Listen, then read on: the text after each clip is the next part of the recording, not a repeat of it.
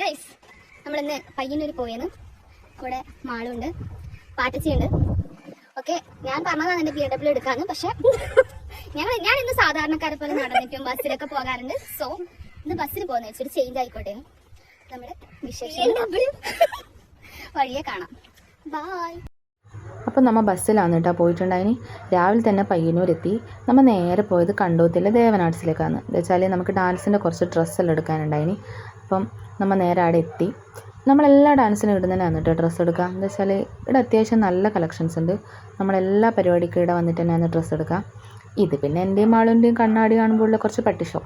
അങ്ങനെ നമ്മൾ ഡ്രസ്സും ഓർണമെൻറ്റ്സ് എല്ലാം എടുത്തു. ഞാനിങ്ങനെ ഓർണമെൻറ്റ്സ് എല്ലാം നോക്കുക കേട്ടോ. നല്ല ഭംഗിയുള്ള കുറേ ഓർണമെൻറ്റ്സ് ഉണ്ടായിന്.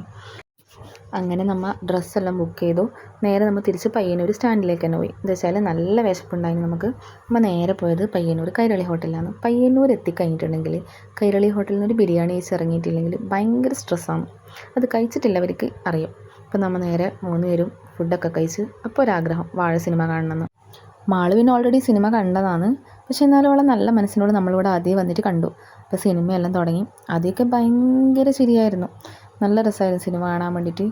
നമുക്കന്ന് ഫ്രണ്ട് സീറ്റാണ് കിട്ടിയിട്ടും ഉണ്ടായിരുന്നു. പിന്നെ നടന്നതാണ് കേട്ടോ ചരിത്രം. തിയേറ്റർ മൊത്തം പിന്നെ കരച്ചിലാണെന്ന് തോന്നുന്നു. കണ്ട് നിൽക്കാൻ പറ്റിയിട്ടുണ്ടായിട്ടാ.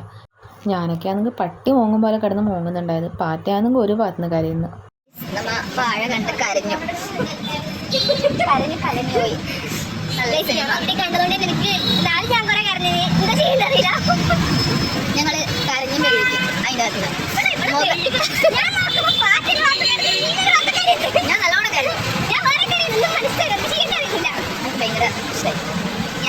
അങ്ങനെ സിനിമയെല്ലാം കണ്ടിറങ്ങിയിട്ട് അടുത്ത പ്ലാൻ വീട് പിടിക്കാനാണ് കേട്ടോ. രാവിലെ 10 മണിക്ക് വീട്ടിൽ നിന്ന് ഇറങ്ങി നമ്മൾ വൈകുന്നേരം 6 മണിയാകുമ്പോൾ കേട്ടോ വീട്ടിലെത്തിയത്. അങ്ങനെ നേരെ നാട്ടിലേക്കുള്ള ബസ്സൊക്കെ പിടിച്ച് നമ്മൾ 3 പേരും കൂടെ വീട്ടിൽ പോയി. അപ്പോൾ ഇന്നത്തെ വീഡിയോ ഇത്രയേ ഉള്ളൂ. ബായ്.